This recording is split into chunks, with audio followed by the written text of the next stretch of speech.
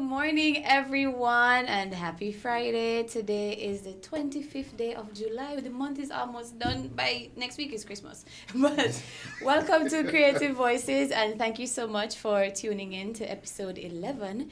And today we will be talking about photography and videography, and we have some greats in the studio with us now.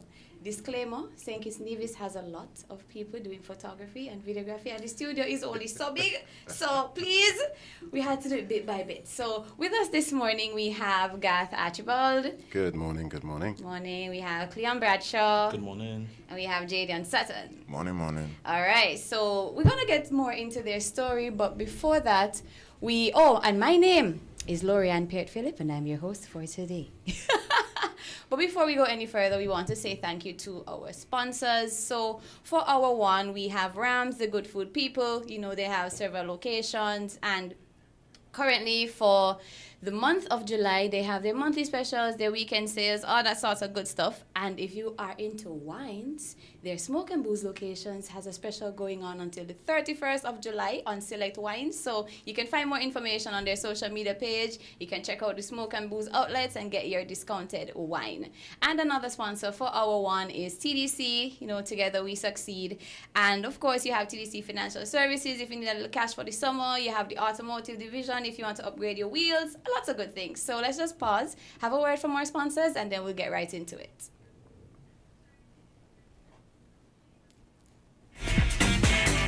Found the sound 98.9 winnfm.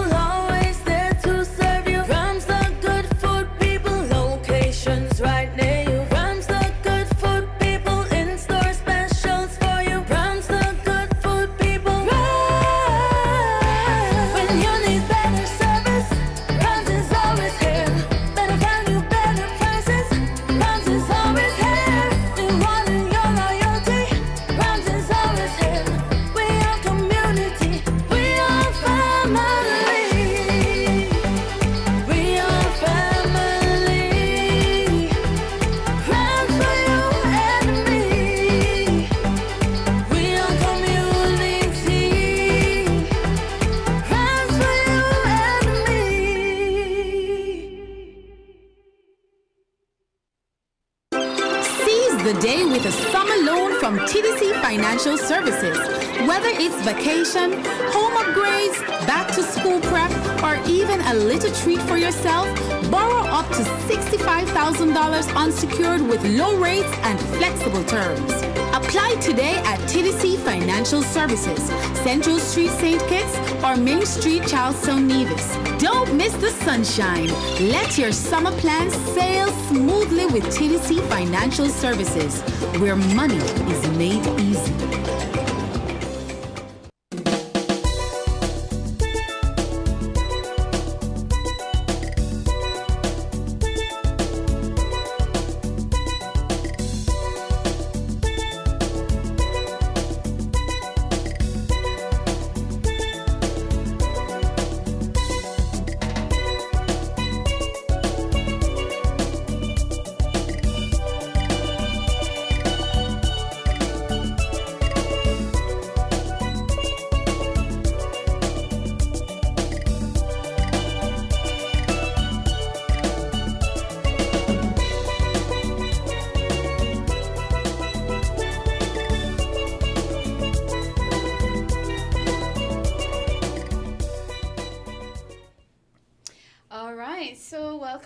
Welcome again to everyone to Creative Voices, which is a special edition of Voices that focuses on all things creative, all things innovative. And for today's episode, we are looking at photography and videography. And we have some wonderful gentlemen in here who have some great stories to tell. And right now, we're just going to have a little chat just to find out how this all started. You know, like, where did that spark come from? Interestingly, when you have three people, you have to figure out, like, who's going first and You know what they say, age before beauty, but are men beautiful and men handsome? How that work? What happens when you're the prettiest and the oldest? Well, there you go. Okay. You Then. go right ahead. You talk first. Okay. Shoot. Tell us a little bit about your story. How did you end up where you are now? Always, well, from a child, I always had interest in photography. It's Garth, by the way. And strangely enough, I used to borrow, my sister had a little point and shoot camera. I used to swipe it as a kid.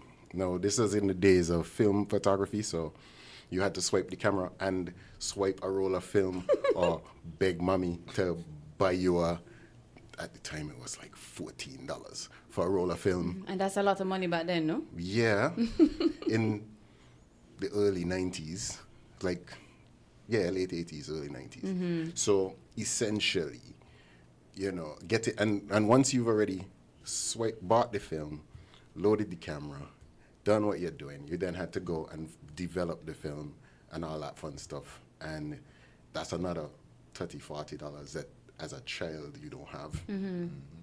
But I managed to beg enough times that it sparked the interest. And they would humor me and I would get a few pictures out of it. Fast forward to my 19th birthday. Off air we were talking about Keystone, France. He had a photo studio down in the Pelican Mall. And he and his wife used to run that. And they had brought in cameras to sell. And I begged them to give me a payment plan. Oh. And on my 19th birthday, I managed to pay off for one camera. Oh, lovely. A Pentax ZX50 film camera as well. And that started that journey. When I went off to college, I had that camera. By the time I came back with a proper Nikon. Woo! But it was a Nikon film camera, but a professional level Nikon film camera that I, had to jump through the hoop for and still beg my parents to help me with, which I ended up taking months and months, if not years, to pay back for, and all kinds of craziness. But it is because I enjoy the art form why these things It's came worth this the way. investment. Exactly. And my backstory, I know this is not a straight line. Is anyone's story ever a straight line? I I highly doubt it. doubt it. But essentially, so coming back from college, starting photography, having a little bit nicer equipment, at that time I was rubbing shoulders with Mr. Willett, Awesome. Winston for Mystique, Reggie Amory, who was doing his thing privately, mostly for music festival and for persons who requested it. He was that man was in my brain. He will always have space in my brain, God rest his soul, because if I had a question, if I had a query, I could ask. So he was pretty much mentoring you through the whole, oh, that's lovely. Yeah, and his office was right around the corner by the bakery, so I could walk up there and say, hey, Reggie, a stick. Well, and this is before WhatsApp and all them things, so you had to go and knock on you had to go knock on somebody's door and ask questions. And I rub shoulders with all these guys, and to this day we're still good buddies. They could call me and say, Gad, this is what I'm thinking, and I say, sure, no problem. If I could provide, I provide. I see Mr. Willett every other day. I see Winston every other day. Harvey, Prince, the guy from Nevis, English. I see all those guys regularly. It's kind of weird that I bump into them a lot. But they were all part of the journey. And then, that's the start. I don't know if I could pass it on to these guys, let them give you a little bit of their journey. Sure. So we'll just come down the line. So Mr. Bradshaw, over to you. All right, good morning. My name is Cleon Bradshaw. So I'm the owner for C. Jemison Photography and Outfit Solutions. My journey, I really didn't know what I wanted to be in life. My granddad was a police. I was thinking to join the police force or armed forces or something in that realm. But I did grow up in church around sound systems and PA systems, which kind of led me to videography/photography. So while growing up, actually did electrical at Tech Park, and I got an assignment to go to ZZ that summer. So ZZ was my introduction to videography. I started out as a radio engineer because I ended up getting a full-time job at ZZ thereafter. Oh, congrats. Oh, thank you. Right? Of course. Yeah. So, while being a radio engineer, I saw the guys with the cameras, and I got a bit interested. They happened to have bought a MacBook Pro, the old-time like iMacs, and no, right, not a book Pro, but the old-time iMacs. And Well, we really dating ourselves in here today. yeah, no one wanted to learn how to use the Mac, and I was like, why not? So I started to take up cameras on Sundays That's because an I would age thing. record. Is it? Yeah. Yeah, it's an age thing. I would record church services every Sunday, and what I would do is, even though I was doing the audio recording, I would walk with a camera, and I started to teach myself how to do videography and edit. So I got so proficient that I moved from radio full time into TV. Then I started Level to, up. in a sense, Level up. so I started to produce to tape, and then photography started to creep in bit by bit. So I feel like each photographer / videographer have like a particular journey that they have to go through to make it, if I could put it like that. It's like a process. It's a process. You must have some failures. You must have some successes. You must have embarrassing moments. So I started my process there. While doing videography, I would have met Steve and I met Sharon. They were running St. Kitts Visitor Channel. Visitor Channel, yeah. Right. Stevie started to show me certain things in terms of the editing process and the mindset to editing, right? His cameras were different to mine. I had like normal videography cameras. He had, let's call him the start of the hybrid realm of cameras. And I was like, okay, cool. I could get into this. And I started to do pictures from time to time. It's really when COVID hit full on was when I was like, let me really try this photography thing. I used to do weddings for Dreamy Decor, and I remember speaking to the owner of Dreamy Decor, Natalie. She said, Cleon, I think you should really take up photography more because you take really good pictures. And I decided to invest in a A7 III, which would have been like the best hybrid camera at that time for videography and photography. And from there, the journey kind of just progressed. So I ended up becoming I'm okay at photography. I'm more into videography than photography. But that has led me to where I'm now. So like there would have been moments where I did photo shoots and I had to give back the clients their money because I messed up. Oh no. I didn't understand the flash so well. If you don't have a few of those, then Right. you didn't do it right. Right. And then Break moments a few where, eggs. you miss a deadline to a client because there's a huge mental strain that comes with videography and photography that what I'm observing today is, I'm sure Jadian especially could relate, is clients come to you for products and they don't realize because we are the professionals, we do it manually. Yeah. There is Unrealistic no push button expectations. solution. Sucky in my belly. On a phone. It's so shiny.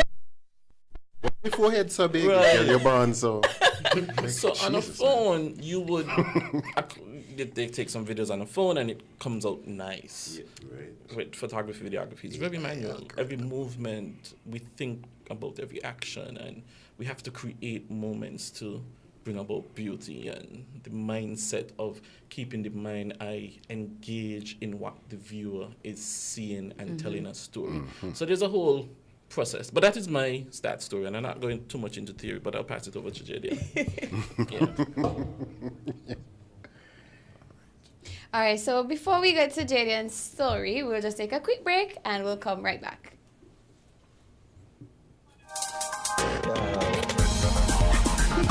Remember, We're 98.9. 98.9. Win FM.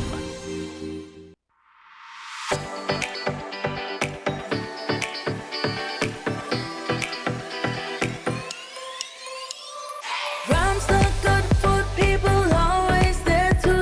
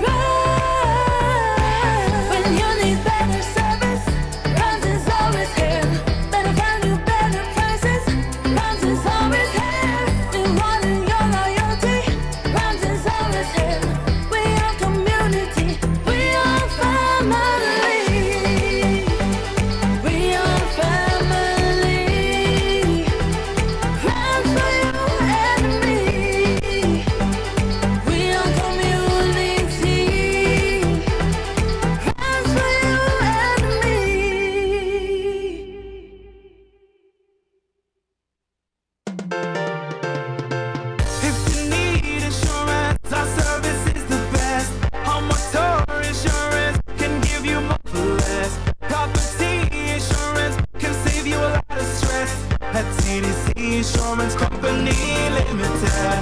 We care about your investment. Guarantee you peace of mind. The best team in the business. Guarantee you peace of mind. No other company will guarantee you peace of mind. Together we'll succeed and guarantee you peace of mind.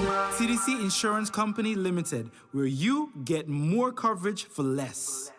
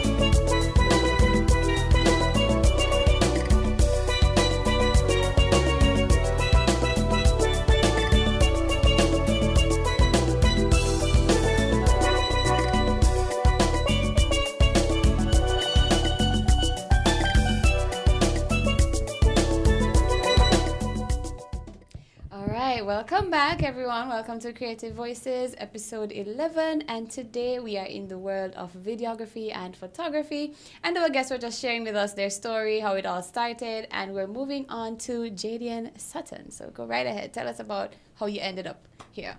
Okay. Good morning. Good morning. Once again, I'm Jadian. I am a member of Supreme Media Group. And I don't think I started like the other guys. I started more on a whim or kind of by accident, where I kind of owe my photography career to 4 people. Mm-hmm. Rondell Williams, Omaj Williams, Rashid Stanley, and then my auntie Diane. Right? So in CFBC, this is back in like 2016, 2017, we had an IA to do. I forget what IA even stands for. Internal assessment or something like that. Yeah, I think so. Yeah, we had an environmental science IA to do.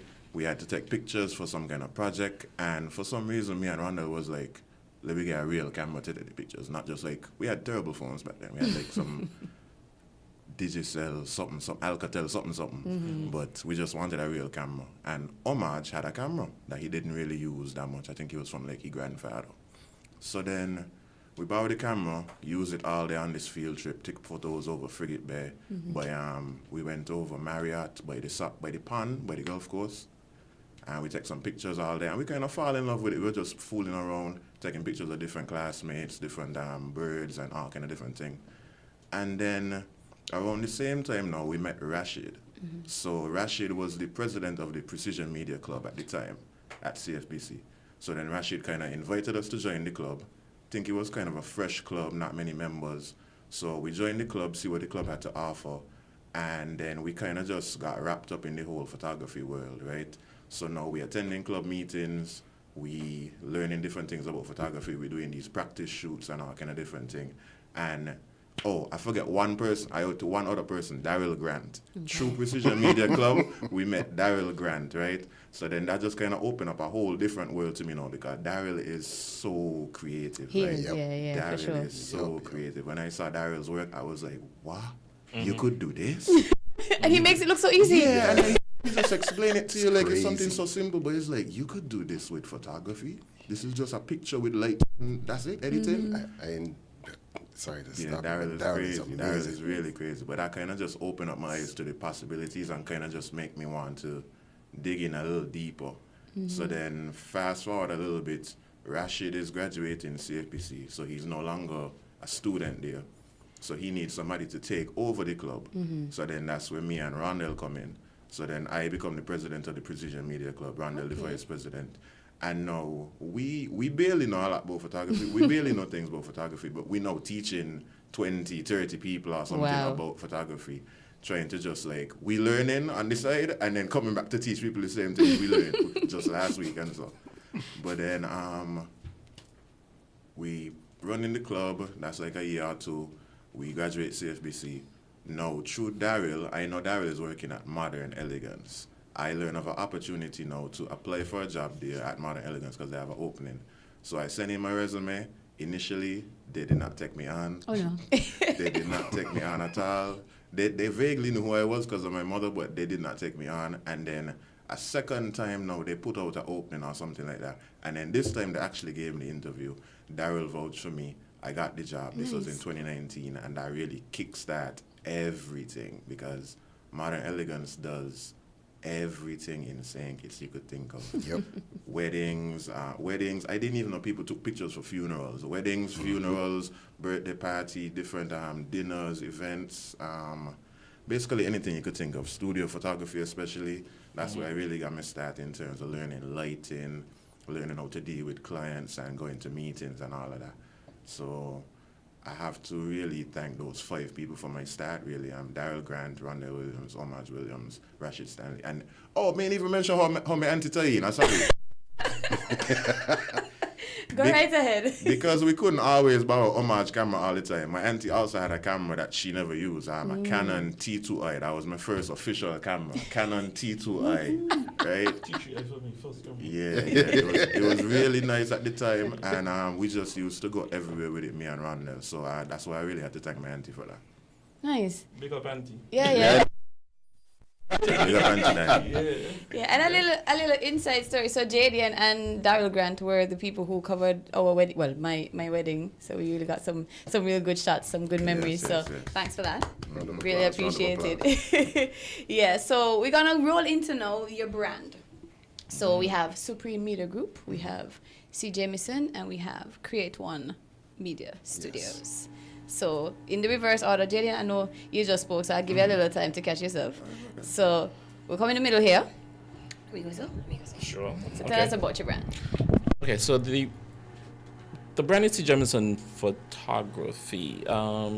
Really birthed out of, but that name birthed out of COVID. I had Advid Solutions before, which is my first initial company that I did work through. But C. Jamison Photography was really meant to be an advocate for persons who wanted a quality product at a nice price, you know? So I wanted to, me and Jaden work on a number of projects as well, even before C. Jamison Photography, weddings, photography, different things.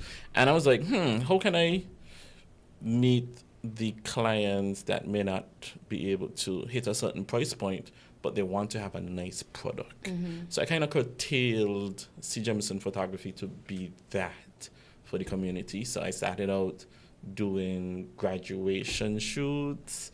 I moved up to events. Then I moved to weddings because wedding photography is pressure. Wedding photography. Understatement of the decade. It hits different, and you need to have a certain composure and an understanding of photography, especially flash photography, to create a nice experience in terms of your output. So I started to learn the lessons of photography. So the color triangle, understanding the best times of day to take pictures, golden hour versus blue hour versus sunrise versus daytime. It's things that you only can learn from experience. For example, if I do a 12 o'clock shoot, I'm going to use an 85mm lens because of how light is processed through the sensor, and you get a better looking picture with an 85 at noon. Whereas if it's a sunset, I may use a 35mm lens so that I get the wideness of the shot. I get the sun. I can do a low aperture, which is focus length, but I'll get a beautiful background in terms of the colors and hues, etc., the saturations that you get around. So that is really the C. Jamison. In terms of branding, when you get into the creative realm and branding and business, we're not the best business people because we do not go into this to necessarily make money. So the learning business side of it, to me, almost became the most challenging side of it, because you go into photography for the love of photography, not necessarily to make a living. And then when you start to make a living from photography, that love for it almost starts to diminish because now you're doing it for a living and you're just more about getting a good picture so you could get a paycheck because you need to survive and you want to buy a new camera and you want to buy a new lens and flash and stand and there's so much things that go into it. So I think that's my biggest challenge. In terms of branding, I'm not a social media person. I should be a social media person, but I'm not really a social media person. I've always been one to kind of go from word of recommendations from my past clients. So I don't push the C. Jemison brand maybe like I should, but I'm busy, which means that at least my clients have a good experience with me, that they're able to recommend my services to other. And I think what makes me stand out maybe is that I'm very personable, I'm very friendly. I like to, in the right circumstance, I can be very jovial. And I think once, as a photographer, you should create a welcoming environment for your clients to feel very comfortable. So like one of my secrets, and I'll devolve it now, is... Well, it's not a secret anymore. Right. When I do weddings with my clients, I actually offer them dinner. I say, hey, let's go to dinner, let's get breakfast, let's sit and talk, all right? And the conversation is solely focused around them, how they fell in love. Tell me about your story. So that on the day when I'm with you, we already have some kind of rapport and a kind of vibe. So you tend to be more free, you say more things, and you're willing to do more. And I'm able to capture authentic moments, which is what I want to do. That's great. Yeah, That's great. so I'll stop there. All right, Jaden, tell us about Supreme Media Group. Okay. So Supreme Media Group is a collective of photographers, videographers, graphic designers. It's really just three of us, myself, Rondell Williams, Homage Williams, right? Supreme started, and this is the funny thing, me and Rondell started something at first. When we borrowed Homage camera, we borrowed my anti-camera, we started something called JXR Gallery. So we using Homage camera and so, and we ain't including them in the name. We started something called JXR Gallery. It was just going all over the place, taking landscape photos, different things. So we at Fort Thomas doing shoots, we done Port Zante, that kind of thing.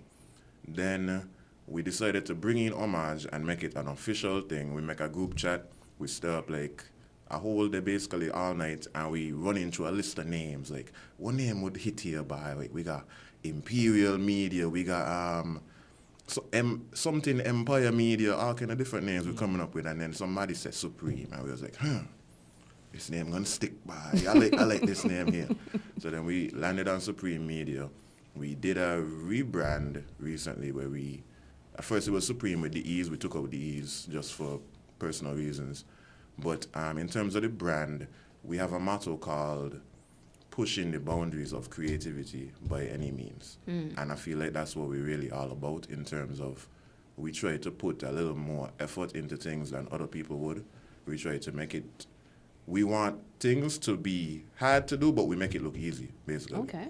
Things that are hard to do, we try to make it look easy. We try to put on a little razzle-dazzle, a little more extra effort. So we might, in terms of the branding or the marketing, we might put out a little less content than the competitors, but we try to make sure that whatever we put out is top-notch, everybody loves it. That's the kind of thing we try to push. But what makes us stand out, I think, just the demographic that we relate to. We try to be like the young guys in the game, kind of not in the 30-plus demographic, but we got the 20 to 30 demographic related to us. We try our best to just impress the people around us so that word of mouth could kind of flow about what we do and the kind of work that we produce. Nice. All right, so we'll pause for a quick break here, and then we'll come back and we'll hear more about Create One Media Studio.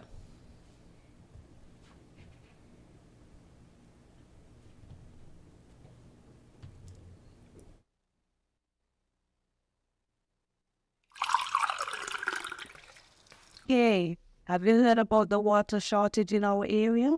Yeah, it's pretty serious. I've been trying to conserve water as much as possible. Me too. I've started taking shorter showers and turning off the faucet when I brush my teeth. Look, that's great.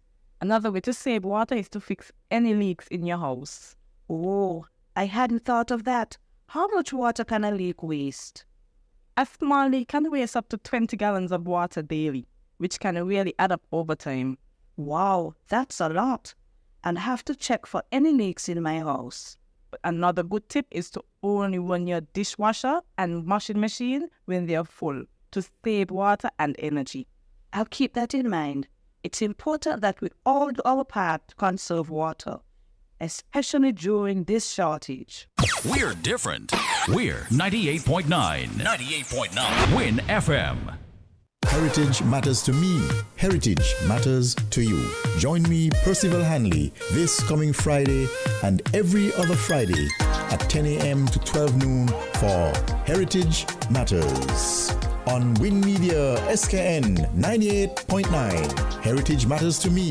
Heritage matters to you.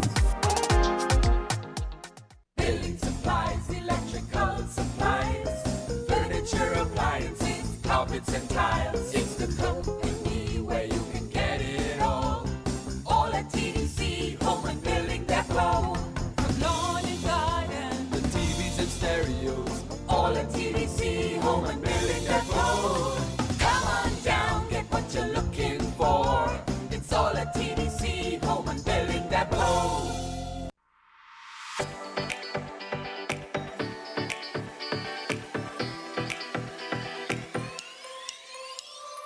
Rams the good food people, always there to serve you. Rams the good food people, locations right near you. Rams the good food people, in-store specials for you. Rams the good food people. Rams.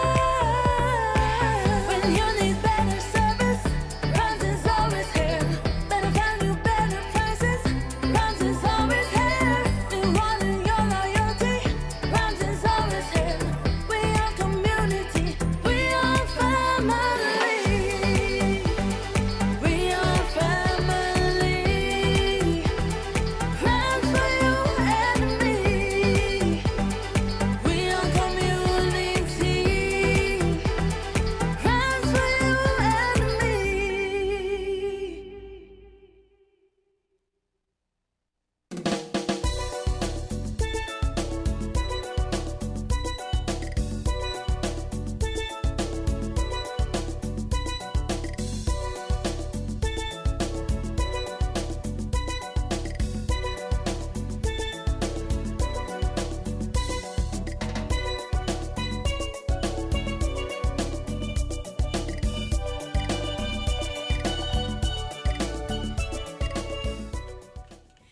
All right, welcome back to Creative Voices. We are in episode 11 and we're talking all things videography and photography. And just before the break, we were hearing about the different brands that are represented in studio today.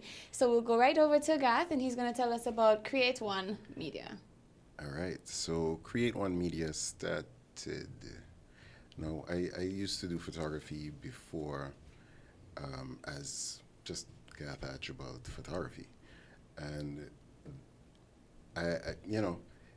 it was working, and it was a lot of legwork. Go to this event, go to that event, cover this, cover that. And I figured I needed help. So I called a cousin of mine, Michael Manners, and we went through a project and got a little bit of funding, and Create One Media was constructed. As things go, we had a kind of disagreement, and we went separate ways. Ouch. Which is how life goes, because, most of you who know me know that Archibald Photography also stemmed from, me starting out with G Squared Arts, which is Jiran, and I'm the second G in G Squared Arts initially. Oh, really? Most people don't know that. Most people don't know that I was this G Squared Arts started in my downstairs bedroom on my mother computer, and I with my cameras, and that's how we started doing that. And that disagreement happened, and I decided, okay, cool, I'm done, and I went my own way, and G Squared Arts went their own way. But the business, like Cleon would say, the business side was what took me a lot of headbutt to learn. So even though, not perfect, but trying my best. But what Create One Media became is a little bit of a jack of all trades. Essentially, I try my best to do everything, and if I can't do what you need. I'll put you in direct touch with the person that can do what you need, you know, and that makes my life easier. But along the way, I've accumulated so much equipment, little nicks and knacks and bobs that are needed to do what we do, that many times Cleon calls me, says, Garth, I need to do this. Do you have? And I'll say, yeah, I think so, in a box somewhere. And I'll go and pull out something out of a box and hand it to him. And JD, the same thing.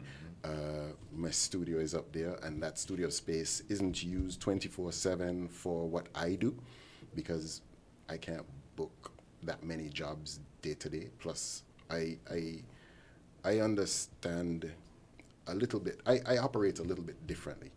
I want to be able to kind of curate what I'm shooting and when I'm shooting it, and so I don't shoot during the day mostly because I work in the day. Fair enough. And my day-to-day paycheck kind of keeps me comfortable to do what I enjoy doing at Create One Media. So the time that is free at Create One Media, I let other photographers use. So I have a space with lighting, with triggers, with video lights, basic stuff. Nothing too crazy, nothing too fancy, basic RGB lights and stuff like that, so that they can go and shoot their headshot videos, their talking head videos, their clients. So we have a few props in the building so that they could shoot, you know, babies on a box and smiling if they need to, without actually having to own anything, not even a camera. You can actually say, hey, let me rent your camera for a few hours. So it's like a little one-stop shop. One-stop shop. And that's what Create One Media has become. Sorry, I watched this. That's all right. That's what Create One Media has become, and it works out well.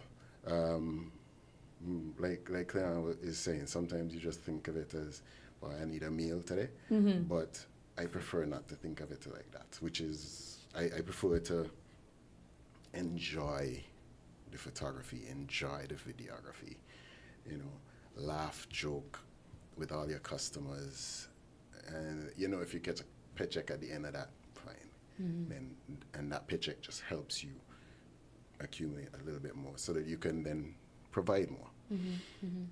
It is still, boy, a rough road, and I've been in this road a lot longer than these two guys, Veteran. but it's still a rough road. And I like I said, I see Mr. Willett, Winston, and those guys weekly almost, and we bounce ideas and have lots of conversations about the road being rough. And those guys still have it rough, which you would think it would get smoother as you get older. Nah, and they do it because they enjoy doing it. They'll just continue to take the knocks.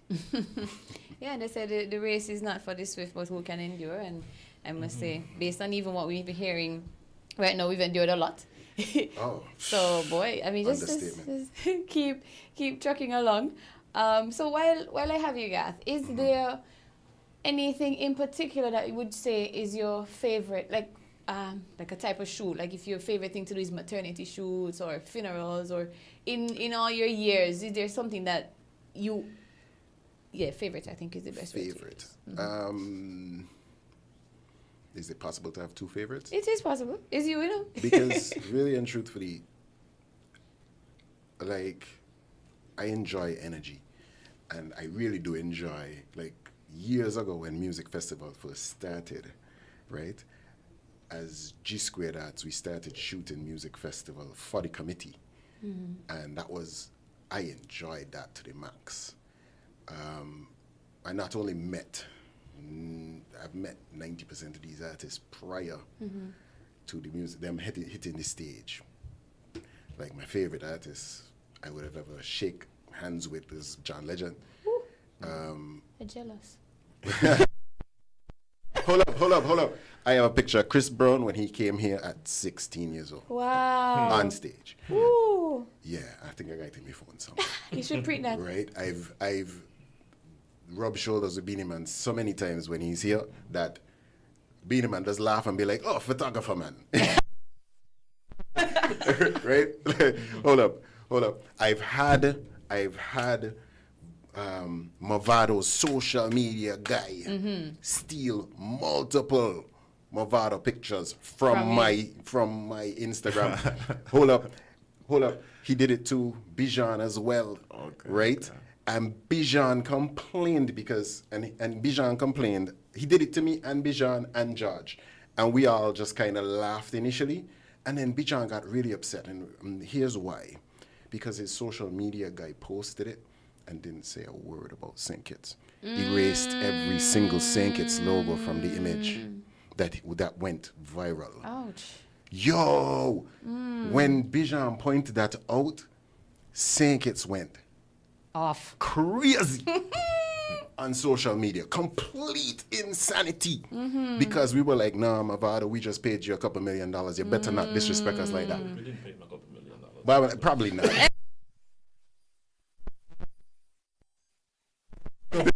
This was before that time. But like I tell you, I have video screenshots of this in my phone because the entire internet went insane. Insane. And I enjoy that energy. So music festival is like, I would say definitely my number one. If I tell you what's my number two, you'll be like, you're gonna laugh. Funerals? Food. Okay. Everybody likes to see good food. Food is just lighting you, and you know the person who prepped the food just needs to razzle dazzle a little bit, and you do the rest. And you could leave me in a room with food, and granted, many other times you can't eat the food. Right. And you know why? Because they spray stuff on the food and they put stuff on the food to make it look good, but it ain't edible. If I tell you that, like ice cream is mashed potatoes, I've heard. Well, milk is glue. Yeah, milk is glue. Varnish on burgers. Yeah, to make it spray look varnish on burgers to For bring the up the meat. shine. To bring up the shine, and people don't get that. That's just the movie magic. That's just the magic, and that's how. So food is definitely close to that top, but the artists on the stage is something I enjoy. Awesome. One of my favorite pictures from when I first started shooting, as well, is I have a picture of Destra when she was like 110 pounds. Screaming and jumping across the stage in a little like pencil So skirt. you catch in her, like, in a mid-air? little mini skirt. Yeah, catch her mid-air with both feet. Like, yeah, crazy. I can't find the picture. Wow. I was just about to say, I wish we had that image. I can't find the picture. Yeah, somewhere around. I'll find it one of these good days. But it's there. That's great. Jaden, what about you? You have any favorite type of shoots or anything? Yeah, but I think I got 3 favorites. So Okay. he kind of just reminded me of one. So the concert photography is definitely one of them. I really like to shoot artists and just kind of capture their energy on stage because they'll be really, really hype and the photos will come out really good. So concert photography is definitely one of them. Weddings is a big one for me. Weddings it's just so nice. Everybody happy, everybody glad to see the couple. Is a nice, like, really romantic vibe. International weddings. Weddings real nice. SK weddings really, really nice. I like the destination. Weddings, The destination weddings are nice, but they feel a little too small for me. I like big weddings. As much work as they are, I like the 100+ weddings, the like 200+ weddings. Just because there's so much different people interacting in one room, so many moments to catch, so many different, like, this person might not have seen this person for the last 5 years. This is the reunion, basically. You're getting all that Yeah, emotion. so you're getting all the emotion, because that's something I yeah. actually get from Daryl Charles.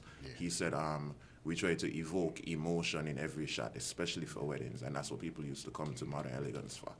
For sure, weddings, yeah. concerts, and then I like carnival a lot. I really like carnival. I like capturing the costumes on the road, people with a lot of energy, jumping up, running across the stage, all of that. Yeah, carnival is definitely top 3 for me. Awesome. I wonder if you could find a top 3 too, since you're doing multiple favorites. Yeah, I think my top would be weddings as well. I'm a sentimental person. I like the idea of telling a story. So for both video and photography, weddings is my go-to. And then in general, I'll say my favorite, it could be any event. Just capturing candid moments, genuine moments, I think is what reaches out to me as a photographer, and my photography eye tends to gravitate to those moments. And that's it for me. Nice, he ain't got 3. Okay. All right, so we're gonna get into a more kind of. The word just slipped from me. It's not something I want to think of, but just to get some thoughts from you guys, right? So I was doing some research and I learned about an American photographer named Dorothea Lange. I hope I'm pronouncing her name properly.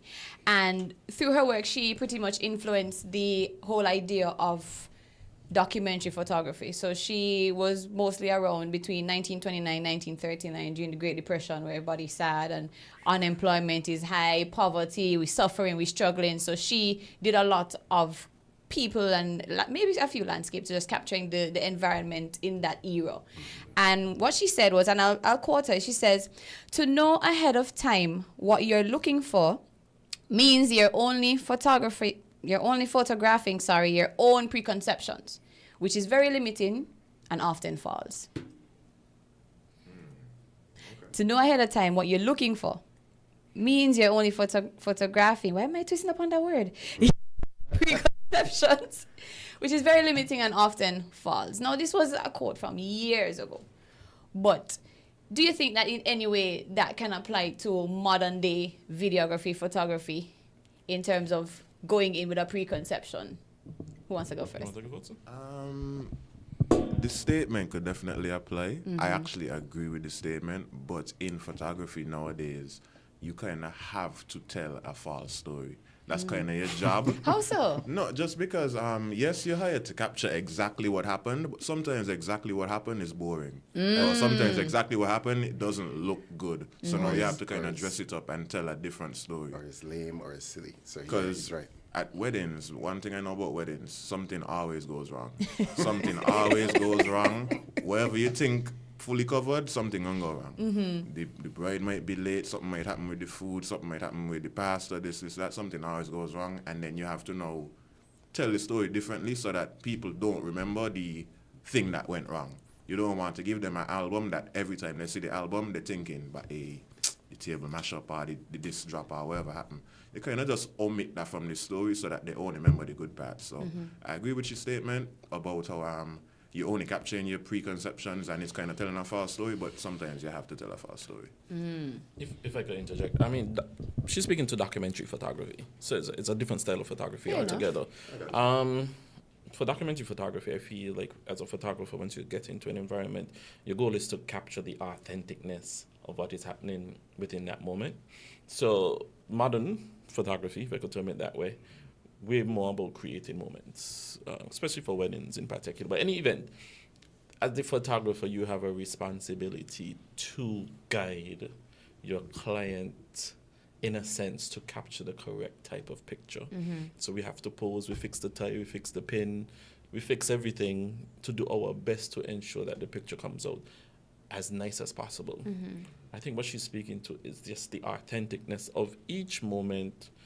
So let's say if I was a photographer and I wanted to do something called a series, The Faces of St. Kitts, it would be me showing up with just a camera and lens, stopping people randomly in town and saying, hey, let me capture you. You don't give them instruction to pose, you just say, look at me, and you capture that face. That is genuine moments, authentic moments that cannot be recreated, if I could put it like that. So I agree with what she's saying for that style of photography. But people like the glam, people like clean, people like bright colors. Me personally, I'm not a bright color photographer. Every photographer have, I would say, their signature look. I like shadows. To me, shadows bring out more emotion when you look at the photography and you look at the picture. But it's up to interpretation, because photography in of itself is an art. And I remember getting to the point of photography when I could say that photography is a capture of light and not actually the capture of you, the person. I feel like once you start to see it in that aspect, the way you capture kind of changes. It more now becomes more of an art form. You start to look for angles. You start to you look for the lines, and you understand how to guide the eye to what you want them to see. Exactly. So, photography, videography, you could go very deep into the theology, if I could put it like this. 'Cause Theory? No, the theology is It's almost like a religion. Oh. You live and you breathe this thing. It becomes a part of you. You get very. I mean, if a new camera coming out, how do you guys feel? Yeah. The excitement. We cannot afford this camera. The camera has seen all the details. So it becomes a part of us. Facts. So yeah, I think that's all I want to say. Hey, guys, go ahead. Cleon has a point. She's talking about documentary photography specifically. She's correct. There have been a few, because I've been doing this so much longer, there have been a few times where I've thrown my cameras in a corner and just, actually, when I say throwing my cameras, I went to Canada a couple of years back, ended up spending about 6 months. And I truthfully threw the camera in my bag, but I didn't intend to touch it. I had given up on photography completely. I had given up on the thought of photography completely. I had just said, "Bleh, no, done, not touching it again." I got to Canada, and like 2 months in, I was just walking around the neighborhood, and something clicked in my brain. And I was like, I need to go back to the house for my camera. And I turned around, went back to the apartment, took my camera out of the bag, and I walked down the street, and I started clicking pictures of whatever. I was in Mississauga. Started to take like around the corner from Square One Mall. So I started walking to Square One Mall and taking pictures of the of traffic passing under the overpass, of electrical light posts. There's a wicked building. Well, no, it's actually two buildings, but used as one. That they're shaped like this, with like they're called the Marilyn Monroes in Mississauga. And I took pictures of the buildings. I took pictures of the street. I took pictures of people on the street. Like I said, that was a true moment of exactly what she's talking about. Like, not, my brain was blank at that very moment. And whatever caught my attention is what I took a picture of. Right down to me stopping at a restaurant and having a beer and taking a picture of the beer glass. Right? Like, it was just thing. And the end of it, the end result, and I'm sure it's probably still on my Facebook, was one album that I called Teaching Myself How to See Again.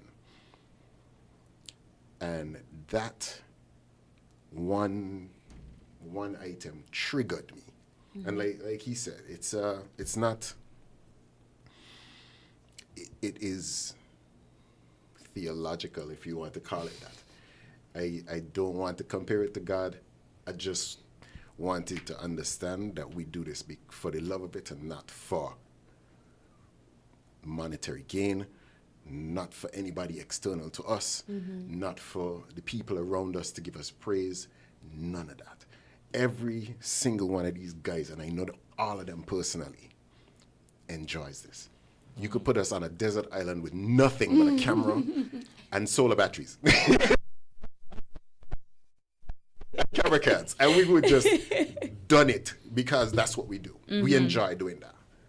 It could be nobody on the island, and we'd come up with some craziness. You just throw some sun up in the air and catch it when you fall in. You'd be surprised. You get the glitter. You'd be surprised as to what would happen. So I understand on an internal level what these guys are talking about, and I've experienced it, what she's talking about directly, and I can explain that to them, right? So that is what we do, and that's how we do it. Awesome. Well, I get excited just listening to you guys, because I'm nowhere on the level of you all, but I do a little photography. I'm part of the media team at my church, and I'm one of 2 photographers. So just these simple little, and just hearing and just seeing the excitement. That's how it starts. I think That's how it starts. You'll end up down the rabbit hole. That's how it starts. Well, yeah, it has been a very exciting first hour. We are already at 11 o'clock. And we thank you all so much for those of you who have stayed with us so far. And as we roll into our second hour, our lines will be open. You can also share a message on our social media pages, both Facebook, YouTube, etc. Just join in the conversation. So we'll just take a quick break here, and then we'll roll right back in our second hour. We're different. We're 98.9. 98.9. Win FM. Here are your Horsford's Value Mart IGA specials. Roman, July 10 to July 23rd. Now, our Value Club Blue Tag specials. Essential everyday mayonnaise, just $17.99. Multi-meal bagged cereals, $17.99. Morning Star meatless entrees, just $20.99. IGA or Essential Everyday Waffles, $9.99. Essential Everyday White Vinegar, $14.99. Essential Everyday Freezer Bags, just $8.99. And now our very low weekly Value deals. Essential Everyday Barbecue Sauce, $7.99. Post-grade grain cereals, $18.99. Terra Exotic Chips, $15.99. White Wayne Shampoo and Conditioner, $5.49. The Colgate Toothpaste, $7.99. Dawn Dish Liquid Detergent, $12.99. Shop Smart, Shop Value Mart. Tell them in Spanish. Sea listo y haga sus compras aquí en Value Mart.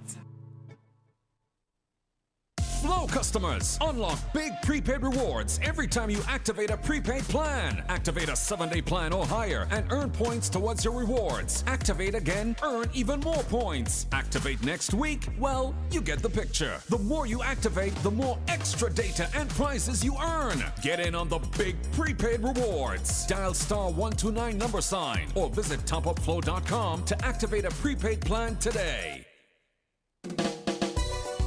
Before going on it.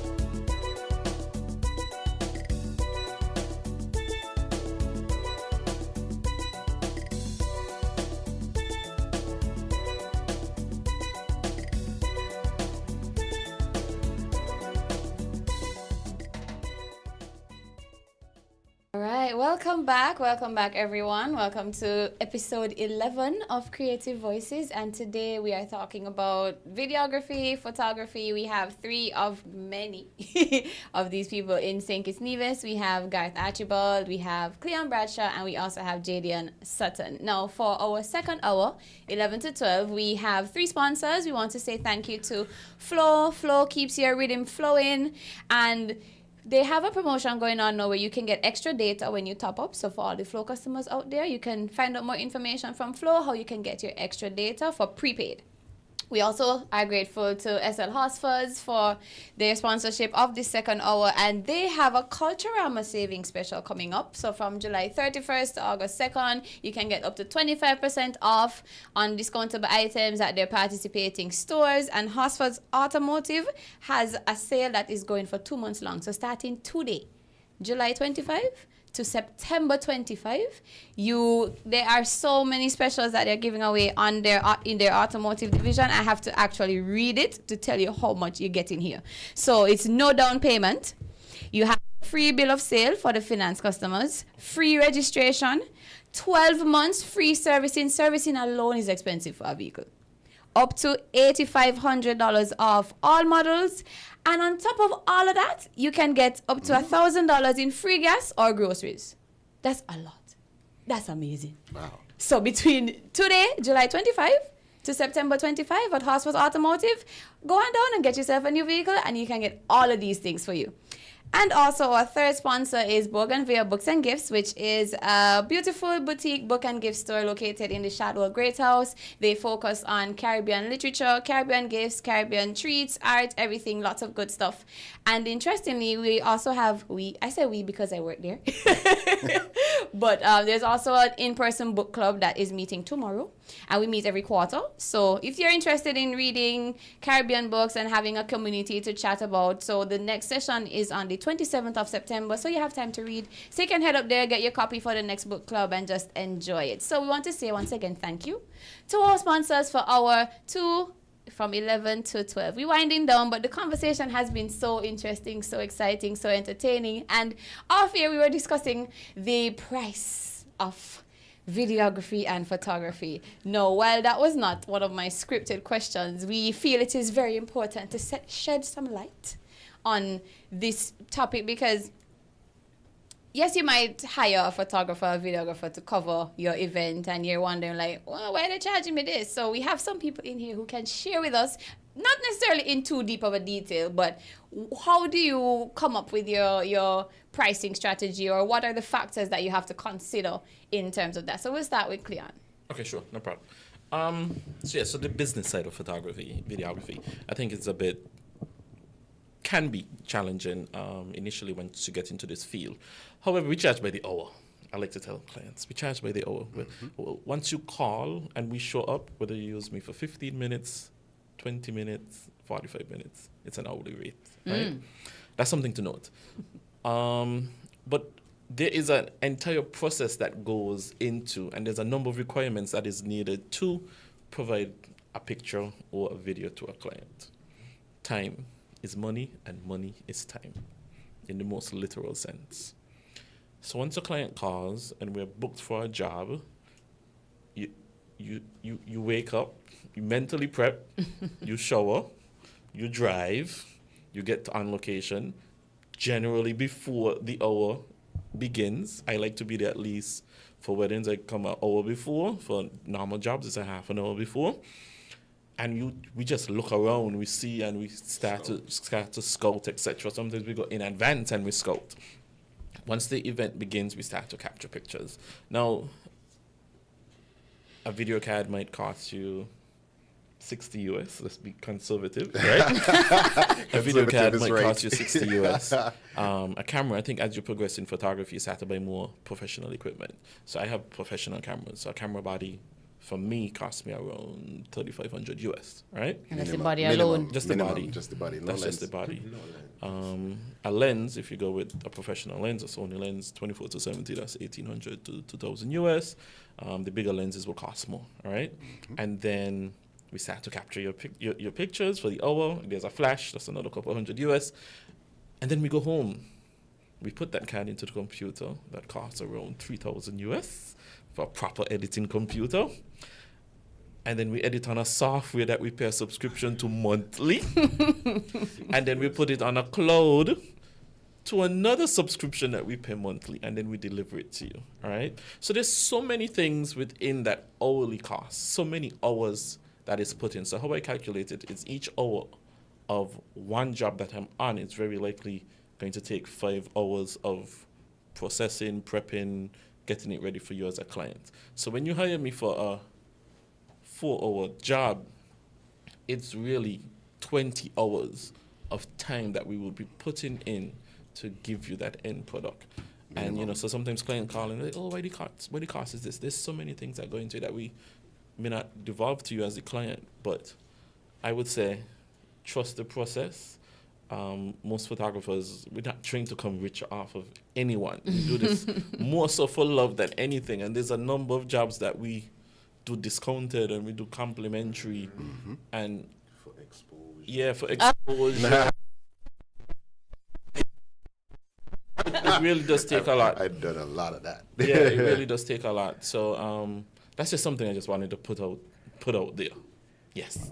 All right, Jaden? Okay. In terms of the pricing story, as Cleon said, none of us really trying to like hustle you or get like some crazy amount of money out of it. We're just trying to really, at most times we break it even, or we're just trying to keep the lights on. As he described, there's a lot of subscriptions that go into it. Every single month I get very vexed when I see Adobe come through. Adobe does just come through and you're just like, where this money gone? But yeah, we tend to, there's a lot of things that we go through in terms of like talking to a client and negotiating price and what's not. And most of the times we land on a price that works for everybody. Most of the times we try to work with the client because we understand that things tight. Things tight. We in 2025, things tight. We can't really be costing an arm and a leg for an hour photo shoot. I understand that. So normally we try to land on a price that works for everybody. If it doesn't work, I try to recommend you to a person that I think this price could work for. Or I try to just give you what your budget is worth. So like, I can't really come out with my best equipment $100. I could take a really nice photo, one photo for 100.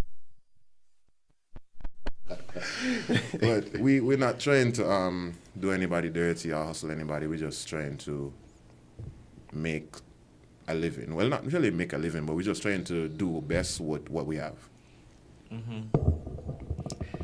Yeah, I agree with these two guys. Many times, at this end, I mean, if I'm going to tell you the craziest thing to happen to me, actual thing.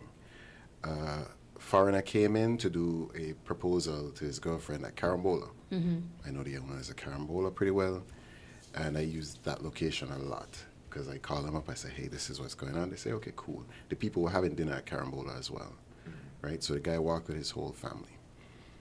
Carambola has a dock. The dock faces, well, no, it's pointed into the beach. So, but the beach faces, that dock faces the sunset. So they wanted it at sunset. So I was like, hey, we're going to go down on the dock. I'm going to set up my lights. We're going to do this, da, da, da, da. Right? I gave them the local rate. Like I said, this person came in from Boston or whatever. I gave them the local rate. They said, perfect. Right? While shooting, I'm standing on the dock, aiming directly down the dock towards the sunset. The wind catches a flash. Right? The flash, the trigger, everything drops flat on the dock. Blam! Flash goes, in the water? Flash shatters and goes sliding towards the client. Right? That's like some final. No, it's just a little thing like this big. Right? So the flash goes sliding towards the client and everybody freezes. And I go, ouch. I put it, dang. Oh my gosh. Hold up. 30 seconds. I run over, I grab the light stand, I put everything back together. The trigger was fine, the flash was done. I pick it up, I throw it in my backpack. I go into my backpack, I pull a second flash, I dump the batteries that were in that one in the thing. Luckily, the flash didn't end up in the ocean. It literally got to the edge and stopped. And I was like, thank you, you didn't end up in the ocean. I managed to salvage the flash later on, right? But I picked up a second flash, right? Shoved the batteries in it, set it to the same settings, and I said, okay, the wind has eased up, let's do this one more time, and then we move. Wind came again.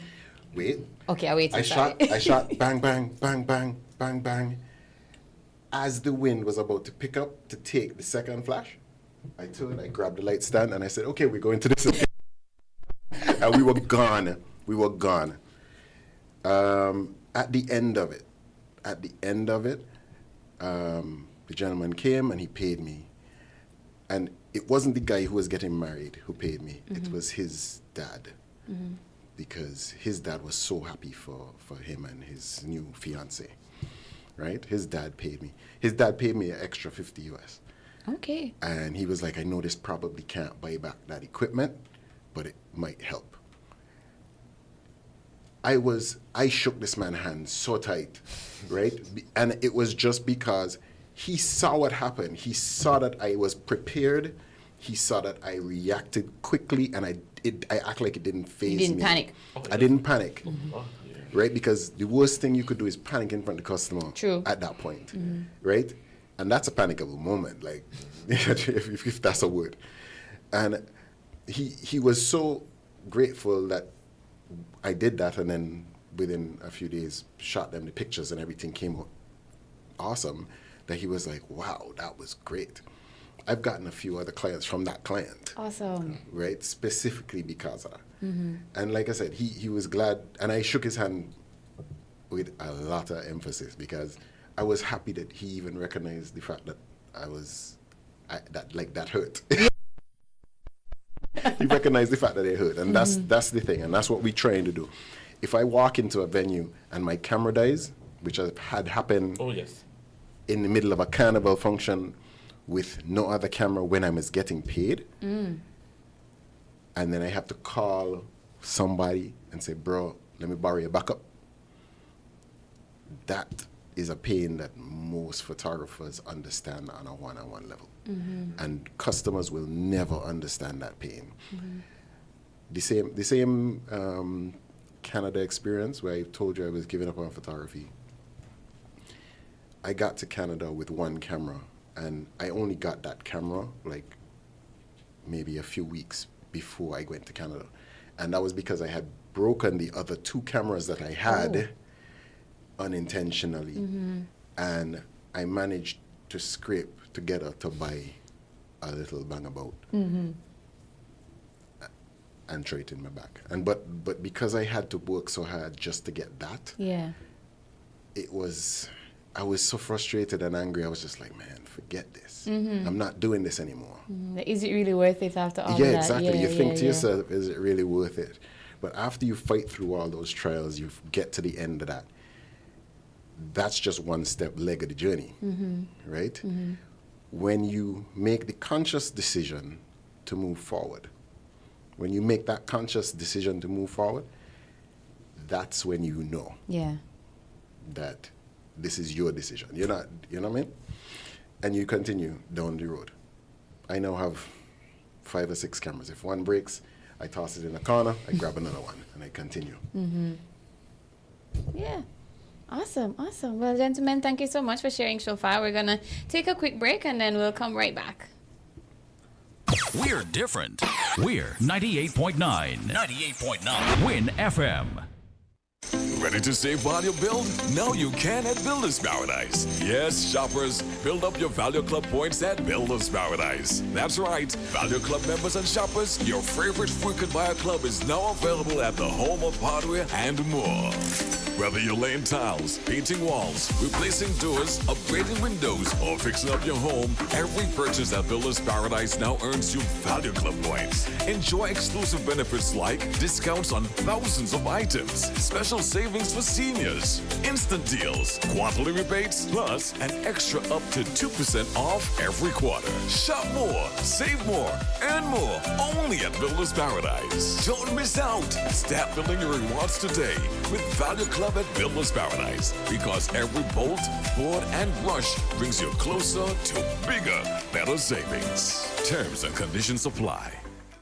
Flow customers, unlock big prepaid rewards every time you activate a prepaid plan. Activate a 7-day plan or higher and earn points towards your rewards. Activate again, earn even more points. Activate next week, well, you get the picture. The more you activate, the more extra data and prizes you earn. Get in on the big prepaid rewards. Dial *129 or visit topupflow.com to activate a prepaid plan today.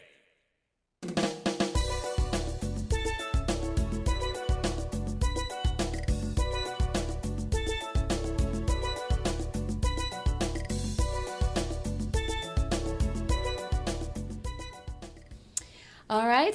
Welcome back to Creative Voices, episode 11, all things videography and photography. So if you wish to call in, the numbers to call, if you're in St. Kitts Nevis, it's 466-0989. That's 466-0989. And our overseas number, 718-285-6984. 718-285-6984. And also you can drop us a comment on our social media pages if you're watching the stream. Thank you so much for joining in. We have a comment here from another media veteran, Mr. Marlon Bristol, and he says he is enjoying the show and he's so glad to hear from the 3 great guys and media specialists in SKN, and he sends kudos to our panelists here.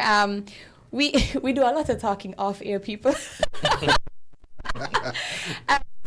Cleon was sharing with me that he worked with Marlon. Marlon was his supervisor in those early days, and boy, some people, you look at them and they look so simple, and when you understand what they've been doing and the wealth of knowledge that they have. So Marlon, kudos to you. Bless up, Marlon. Bless up, Marlon. Bless up, Marlon. Yeah, he is one of the greats as well. So sadly, Cleon will have to leave us soon because, you gotta pay those bills and make that money. But Cleon, before you go, what do you think is the responsibility of the Caribbean videographer, photographer to the Caribbean people, just like in general? could be a deep question.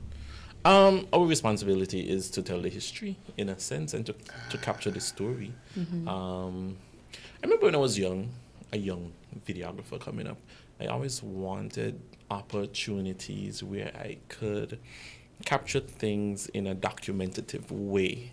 And I remember one writing up a proposal so I could get to buy some cameras, so I could start to capture stories from persons who are alive today and who have limited time left on planet Earth, and to try to capture some of their knowledge. It's something that I would hope I'm able to do at some point in my career.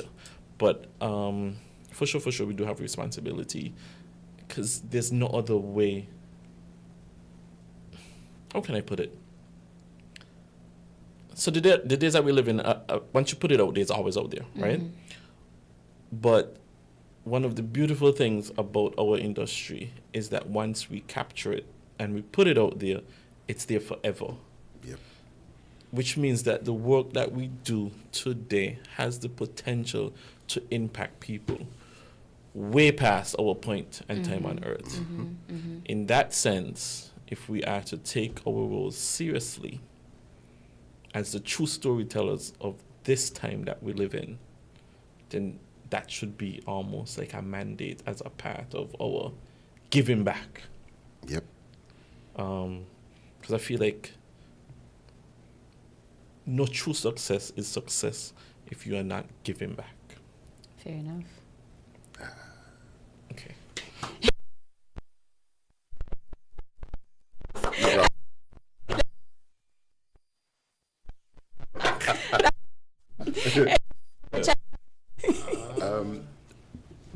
Go ahead, Jay.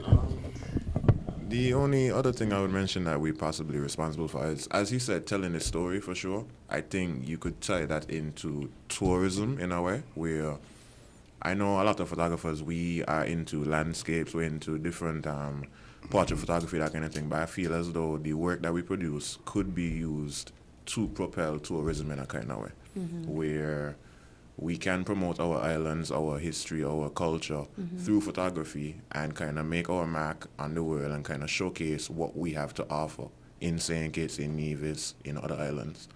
So I kind of just think that we have a responsibility to showcase what our islands have to offer to the world, because if we don't do it, nobody is going to do it for us, basically. Yeah, facts. Just to add to it a little bit, I've been in the middle of some stuff with Ministry of Culture, specifically culture and heritage. So, Cleon, you're right. We definitely need to do this, and I'm probably going to get those guys to give you a shout, because... I work on it. You working on it? Yeah. Okay, there we go. Because essentially, those are things that we need to document. And Ministry of Culture has a few shows that they've put together that they're trying to do that. I don't know if you're part of that. But yeah, because I've seen a few, my studio specifically is helping with another show that called The Cook Up that they do there, using my space and sometimes using my equipment and lighting and blah blah blah, and it works out really, really well. And those things, like he said, are there and are there forever. And once they catch up, once people start to watch and they start to hear what's going on, I'm hoping that it will snowball and it will build up steam and pick up, because that's what we want to happen. You want for us to know the old stories, you want for us to hear the history, so that we understand where those things come from. Or else, if you don't understand the history a little bit even, then you will never know. Yeah. Right. Well said. Right. Well, you got some profound people in here, boy. I'm not trying to be.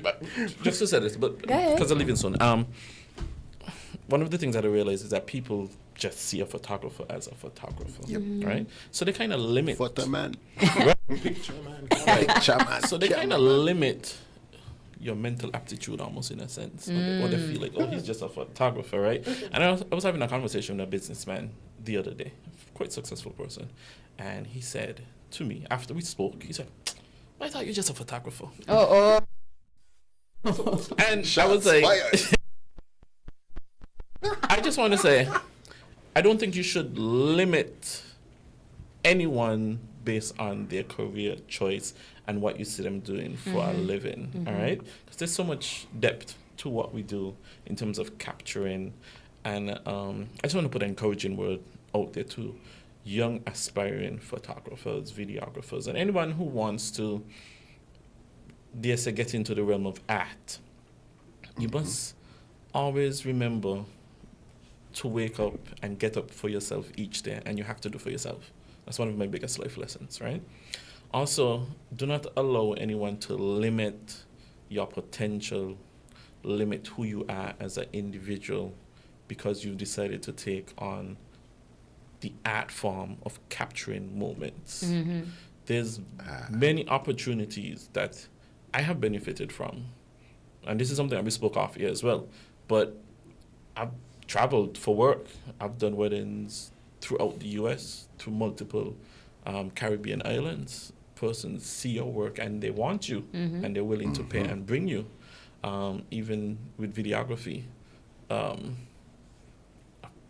been places that I never thought I would have ever been. I do work for companies out of South Korea. Not South Korea. Which one is the good Korea?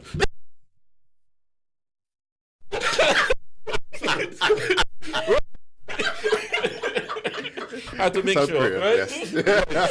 But, you know, like, people find you and they ask you to work for them. I have clients out of the Philippines that I have to wake up at 4 a.m. But in you're the morning international, man. to have a 4 p.m. conversation with a client halfway around the world. So I'm saying this to say, there is no limitation that we should put on ourselves as a people, especially in the art form. So if you aspire to be and you aspire to do, please take that start. And I didn't say this, but my first investment, and when I say I had to invest in myself, is I went to TDC Finco for a vacation loan. And I took that vacation loan money, did not go on a vacation loan, and I bought my two first cameras. I took a loan for $22,000. I bought 2 cameras, 2 microphones, 2 tripods. And that was me saying, I am going to invest in myself and take a chance in myself. I'm not saying to take that route. However, don't be afraid to invest in yourself and believe in yourself. We have the capability to be and do anything that we want to do. That's right. So just do and just start. And today is the day that you can. With that, thank you for having me. It's been a privilege. Thank you for being here. It's an absolute big pleasure. up to Gat, big up to Jaden, big up to Marlon, Stevie. Visitor Channel was one of the biggest opportunities that I had to kind of start to develop. Dreamy Decor. Big up to any client that has ever hired any photographer, videographer, any client that owes, please try to pay. Videographer and photographers, please. But also the clients that continue to call us each and every day. Blessings to you. May your businesses prosper. May you continue to hire us to do the jobs that we love to do. All right, so God bless everyone, and God bless you. What's up, man? Amen. Thank you so much Thank for you having coming. me. Yeah, It's a pleasure blessings. We having did you. a commercial together and it turned out pretty good. Yeah, the police credit you. Yeah. So it's Big been a ups. pleasure. Thank you for having me. Of course, thanks for being here. Definitely. And on that note, we'll just pause for a moment to hear a word from our sponsors, and then we'll continue with our very last half hour. You see how time flies when you're having fun? Woo! Found the Sound 98.9. Here are your Horsford Value Mart IGA specials. Running July 10 to July 23rd. Now, our Value Club Blue Tag specials. Essential everyday mayonnaise, just $17.99. Multi-meal bag cereals, $17.99. Morning Star meatless entrees, just $20.99. IGA or Essential Everyday Waffles, $9.99. Essential Everyday White Vinegar, $14.99. Essential Everyday Freezer Bags, just $8.99. And now our very low weekly Value deals. Essential everyday barbecue sauce, $7.99. Post-grade grain cereals, $18.99. Terra exotic chips, $15.99. White Wave shampoo and conditioner, $5.49. The Colgate toothpaste, $7.99. Dawn dish liquid detergent, $12.99. Shop smart, shop value man. Tell them in Spanish. Sea listo y haga sus compras aquí en Value Mart. Flow customers, unlock big prepaid rewards every time you activate a prepaid plan. Activate a 7-day plan or higher and earn points towards your rewards. Activate again, earn even more points. Activate next week, well, you get the picture. The more you activate, the more extra data and prizes you earn. Get in on the big prepaid rewards. Dial *129 # or visit topupflow.com to activate a prepaid plan today. Welcome to Bougainvillea Books and Gifts, where every visit is a journey through time and imagination. Step into a world of literary wonders at our boutique bookstore, where every book tells a story and every corner holds a treasure waiting to be discovered. Immerse yourself in the enchanting aromas of our scented candles, perfect for creating a cozy atmosphere in any space. Explore our exquisite handcrafted jewelry. Whether you're searching for the perfect gift for that special someone or simply indulging in a little self-care, Bougainvillea Books and Gifts has something for everyone.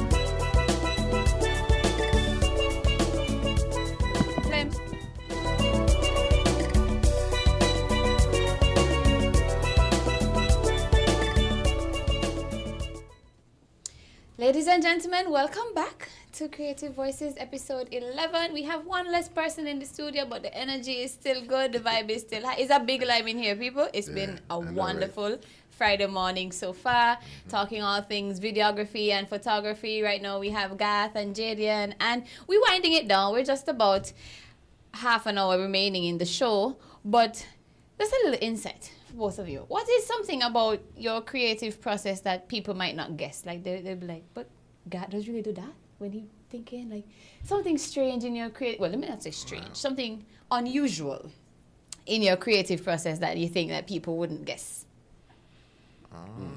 That's an interesting question. I think you should answer that one first. Let me process it. Yeah. I'll let you cook. But I think something unusual about my process is I don't like planning.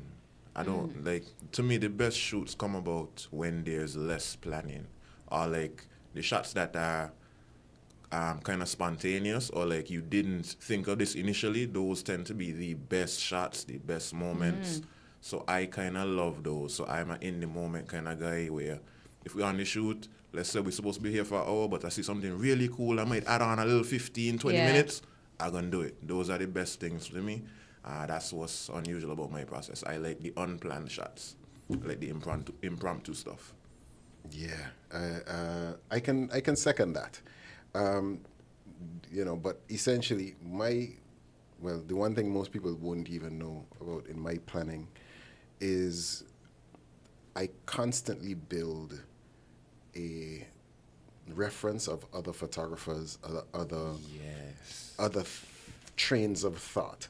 So, like, there's a website called atdepartment.com, and there's a few other websites. Plus, I have dozens of Caribbean photographers on my Instagram, plus Supreme, plus Cleon and the rest of the crews. So, preparing for any sort of event, a wedding, or this or that, or the other, I literally scroll for hours, and I try my best not to limit myself to one. So you go to here, you spend 5 minutes, you jump to here, you spend 5 minutes, you jump to here, you spend 5 minutes, and you see a three-dimensional view of what other people outside of you are thinking. What ends up happening in my head is I see all these different views, and when I hit a location, I go, oh, I see something like this over here, but I want to shoot it slightly different. And you basically capture that idea and then skew it to what you feel comfortable with and then approach that shot. So many times I will ask the customer first, hey, do you have a shot in mind? Do you have an idea? If you have a shot and idea, send me those shots and ideas.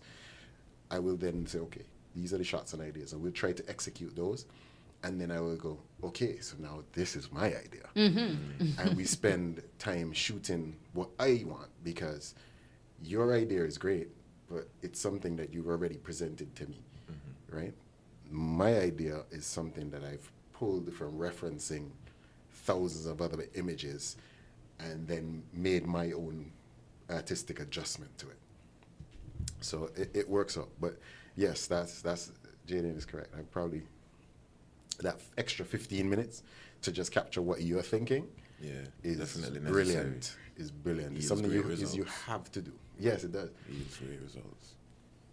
Hold up. Winnie L. Winnie L came to me years ago, said, hey, I want to shoot some headshots. And this is how me and Jacinthia became really cool.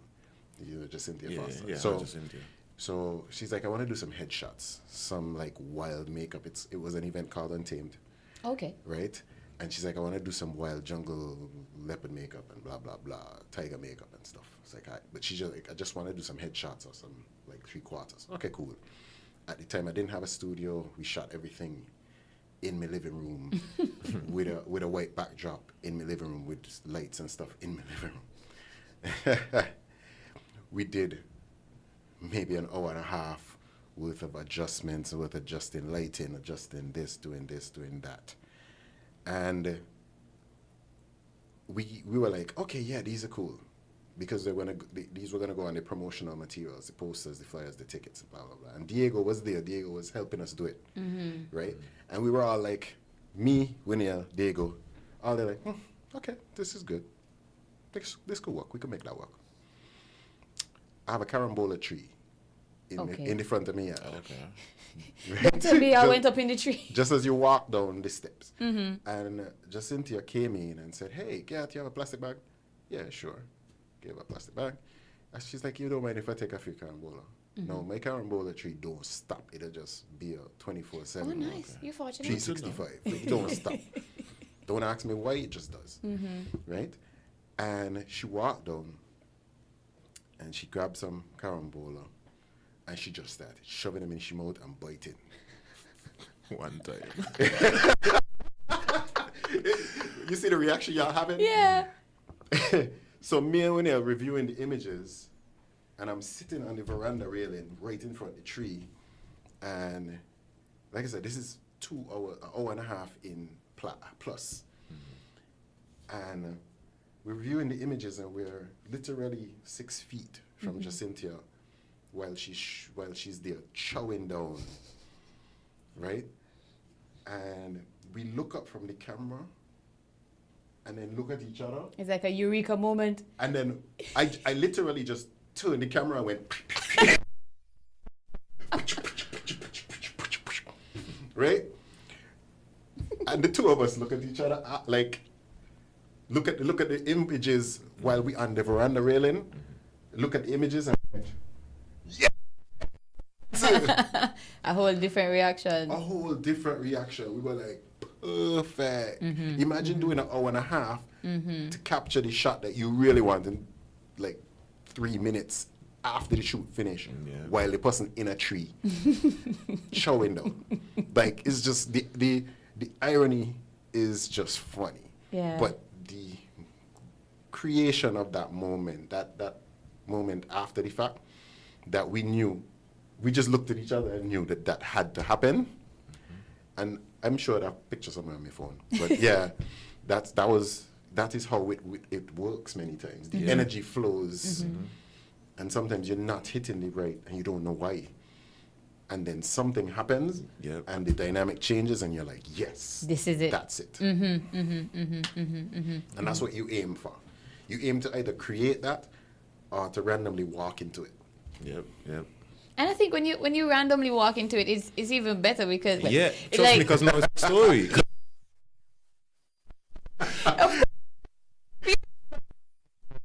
Yeah. That's amazing. That's really amazing. No, they say creative people are usually good at problems. Right? That's what I've heard. Yeah. We solve very creative problems. We come up with innovative solutions to things that should be pretty no-brainer. Like, for example, for years I had a backpack, a camera laptop backpack that was just a standard Swiss Army backpack. And all I did was take the standard Swiss Army backpack and my knowledge of needle and thread. So an extra compartment. I cut some, I bought like a yard of felt, and I just cut it to the shape of what I needed and stitched it into the backpack to where I needed it. So if I needed padding here, I stitched it in there. Needed padding here, stitched it in there. So I could just toss my laptop and my backpack, my cameras in the backpack, and the flashes and all that stuff in the backpack, and I gone. And everybody like, it's a standard Swiss backpack. You open it up and you see. And that's because and the reason why is because I didn't have the cash to buy a $150 US backpack. Trust me. When a standard $25 backpack and $10 worth of felt could work. That's amazing. So if you think on a wider scale, so whether in the Federation or in our region, the Caribbean region, is there a particular problem that you would want to solve or that you think needs solving that you have an idea of how to work through that? It's a tough one. Yeah, it's a tough one. Because I have an issue there, but I don't have the way to solve it. I just want it solved. well, then since we're here, throw out the issue. Yeah, like maybe somebody up there could solve it. Let's see if I we can. just want the issue of inter-regional travel to be sorted out. I need inter-regional travel to be more affordable, to be more available. We have like ferry systems, but they're kind of inconsistent. They're still expensive. They're still as expensive as a flight sometimes.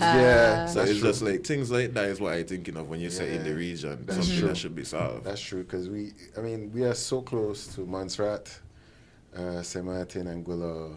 Like those things should be daily boat trips. That's what I'm thinking, but it's just they should be the infrastructure or whatever system needs to be put in place. I don't know what's stopping them, but no. Well, honest to goodness, the what's probably stopping them is the cost, and because the cost of the boat plus maintaining the boat, if you don't have consistent travel through those islands back and forth, you can't maintain it. You can't maintain it. So that's the harder part. If it was something where the governments were supplementing those boats, so each government gave each boat, 10 grand a month for gas, 20 grand a month for gas, they would probably have cheaper service back and forth. But like that's not something that can happen just so. You would have to do it yourself.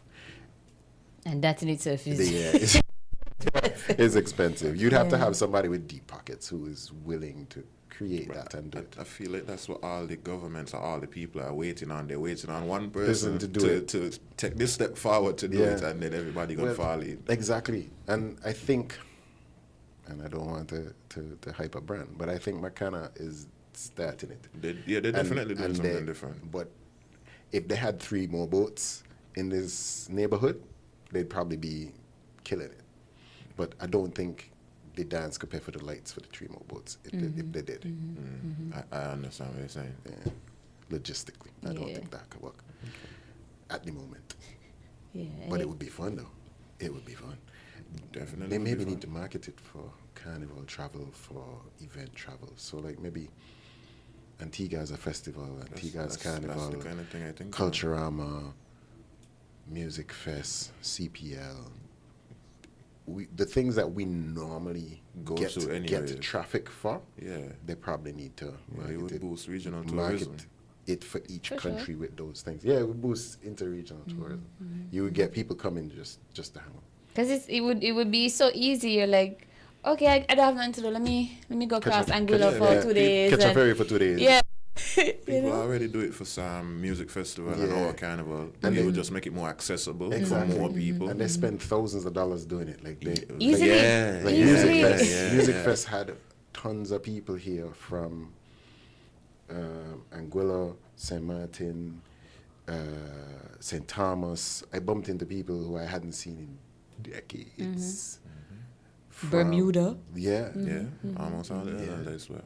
Right. So it was profitable in that way, but the flights to come in at that point in time was probably an arm and a leg. Very crazy, very An crazy. arm and a leg. So it would be easier to just get a ferry come in and go back out.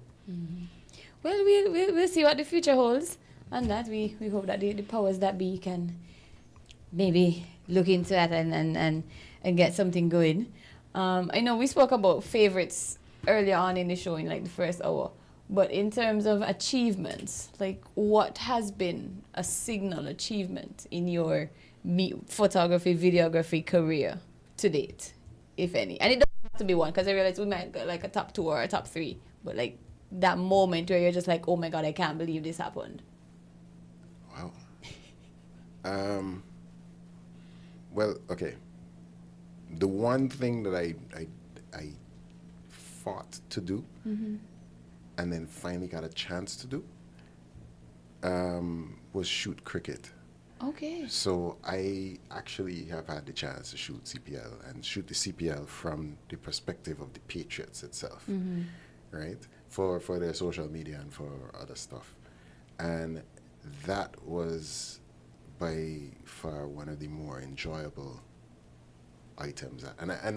And what I did was basically apply for the media accreditation and shoot CPL for free on my own social media for like almost 4 years before somebody said, hey, do you want to do that, what you just did for the Patriots? And I was like, sure. If you're going to pay me, sure. No problem. I was doing it anyway. Yeah. And at the time, I was doing it with like a $200 300 millimeter lens. And after that first year of doing it, because I think I did it for 2 years. After the first year doing it, I had enough money to buy a better lens to capture. Nice. So that lens literally sits in a bag, a padded box. A special corner. Yeah, specifically for when cricket comes up. So I'm like a standard media professional Awesome. for CPL now. Awesome. Because all of the media professionals in CPL know me. The guys for West Indies cricket who shoot West Indies cricket are normally here back and forth. I spoke to Randy. Randy is one of the guys for CPL and West Indies cricket board who shoots. He's a Bayesian photographer, very good buddy of mine. We hung out yesterday because he's here for the game today. We hung out yesterday because he's here for the game today, and it's one of those things where he himself has also mentored me. We bumped into each other back and forth when I was just learning, and he would give me advice and all kinds of things. And I fought to get in there, and then finally got in there. I was like, ooh. Yeah. So I've not only shot for Patriots, I've shot for Wired 868, which is in Trinidad, and I should be shooting for them again this year, hopefully, if everything goes well. And quite a few other, off-country websites and stuff. So, yeah, that CPL cricket.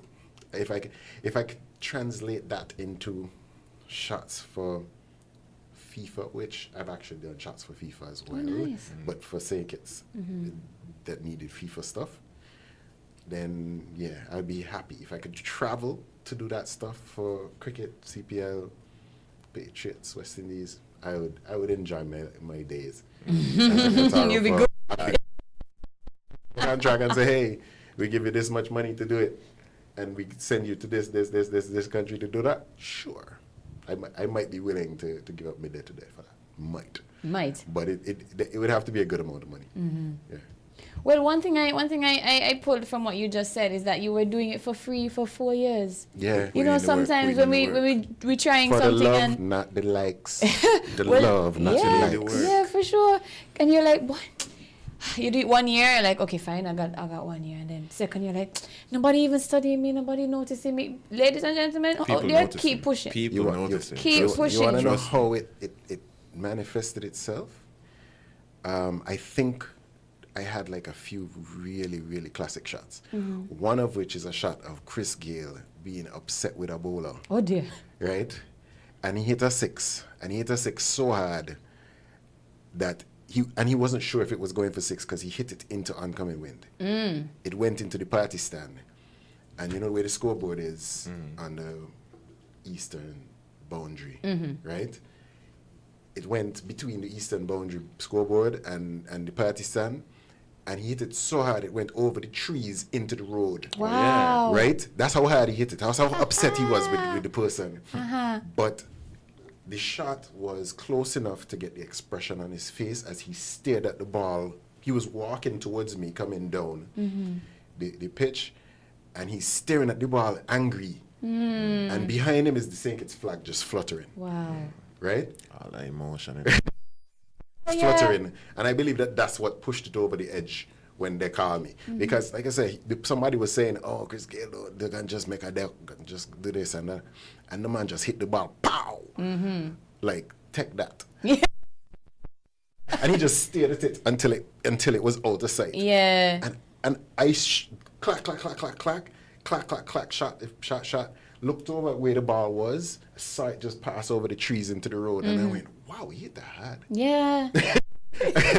Didn't think anything of it. Went back to the shot, posted the shot, and everybody was like, yo! Well, That's awesome. I have one of what's his name? The Devon Thomas, the wicket keeper, giving a run out with the St. Kitts flag in the background. Like, hitting the bales and the bales flying. Yeah. That's beautiful. That's great. Yeah, so it takes a little bit of practice. The timing has to be right, and it's effort. But yeah, once you get it done, you get it done. Okay. Jaden, before we come to you, we're going to just do a quick break, and then we'll hear about your highlight achievements. Okay, nice. Drink responsibly. We're different. We're 98.9. 98.9. Win FM. We're different. We're 98.9. 98.9. Win FM. Ready to save while you build? Now you can at Builders Paradise. Yes, shoppers, build up your Value Club points at Builders Paradise. That's right, Value Club members and shoppers, your favorite frequent buyer club is now available at the home of hardware and more. Whether you're laying tiles, painting walls, replacing doors, upgrading windows, or fixing up your home, every purchase at Builders Paradise now earns you Value Club points. Enjoy exclusive benefits like discounts on thousands of items, special savings for seniors, instant deals, quarterly rebates, plus an extra up to 2% off every quarter. Shop more, save more, earn more, only at Builders Paradise. Don't miss out. Start building your rewards today with Value Club at Builders Paradise, because every bolt, board, and brush brings you closer to bigger, better savings. Terms and conditions apply. Slow customers, unlock big prepaid rewards every time you activate a prepaid plan. Activate a 7-day plan or higher and earn points towards your rewards. Activate again, earn even more points. Activate next week, well, you get the picture. The more you activate, the more extra data and prizes you earn. Get in on the big prepaid rewards. Dial *129 or visit topupflow.com to activate a prepaid plan today. Welcome to Bougainvillea Books and Gifts, where every visit is a journey through time and imagination.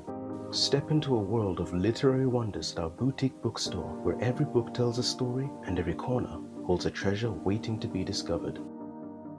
Immerse yourself in the enchanting aromas of our scented candles, perfect for creating a cozy atmosphere in any space. Explore our exquisite handcrafted jewelry. Whether you're searching for the perfect gift for that special someone or simply indulging in a little self-care, Bougainvillea Books and Gifts has something for everyone.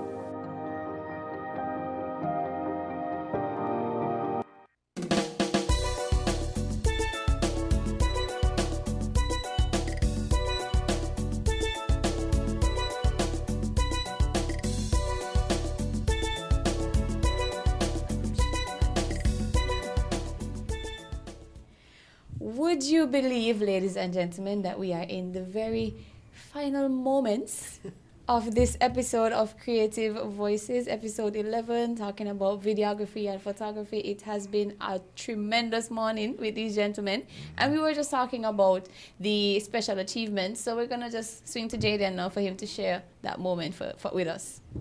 Yeah, so a lot of the things people consider achievements for me, I normally set the bar very high, so I kind of feel like they're not achievements, but they're definitely worth speaking about.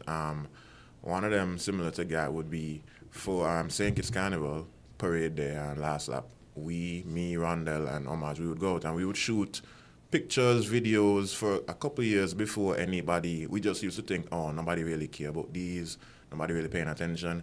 And then in, I think it's 2023, I think Bijan Bass called me. I said he needed a videographer to shoot for Ultra. So now, me being, I all over Ultra all the time. I want this job for Ultra long time. I so hype. I like, what? You lie, let me go. Let me do this.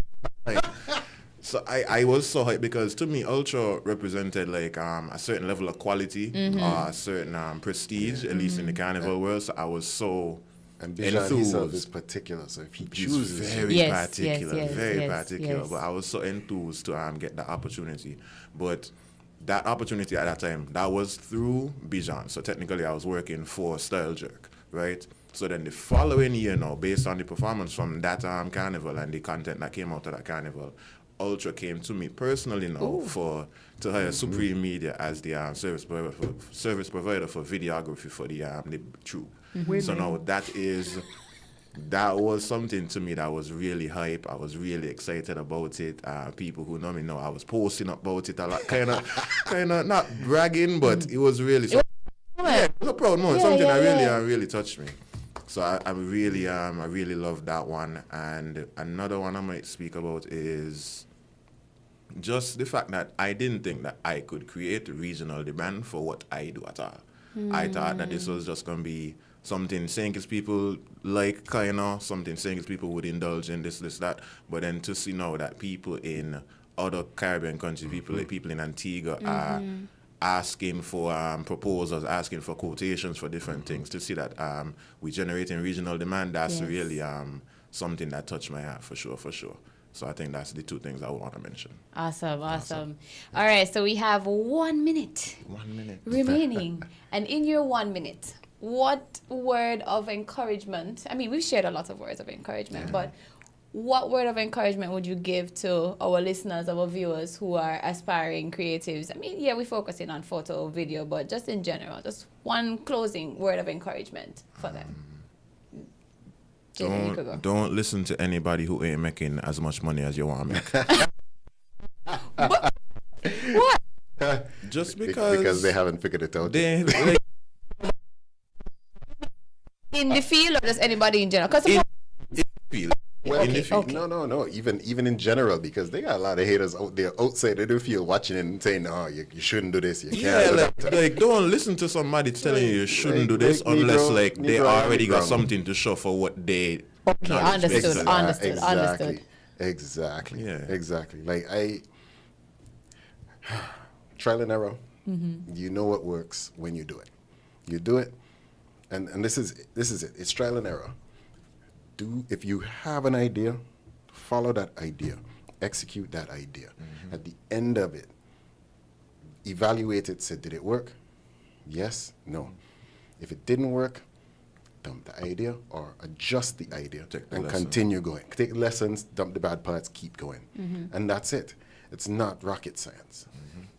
Find the good in the bad, continue down the road.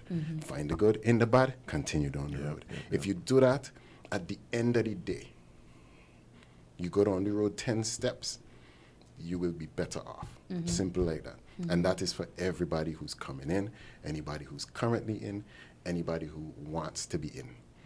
Simple. Yeah. Yeah. And then last quote, so I read something recently. It was like, embarrassment is the price of entry.